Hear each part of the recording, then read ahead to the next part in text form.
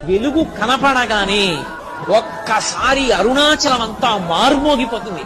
అరుణాచల శివ అరుణాచల శివ అరుణాచల శివ అరుణాచల అని ప్రత్యేకంగా అదే పలుకుతారు. ఆ 4 నామాలు పలుకుతారు. అరుణాచల శివ అరుణాచల శివ అరుణాచల శివ అరుణాచల. ఆ నామం ప్రతిధ్వనించిపోతుంది, దిక్కులు మారుమోగిపోతాయి ఆ నామం.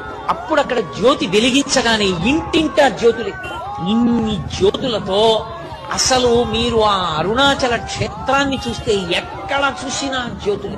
ఇన్ని లక్షల మంది ఆ జ్యోతి వెలుగుతుండగా పర్వతం మీద ఆ పౌర్ణమి నాడు ప్రదక్షిణం చేస్తారు. కార్తీక పౌర్ణమి నాడు ప్రదక్షిణం చేయడం అంటే మీరు నడవడానికి ఏమి ఉండదు.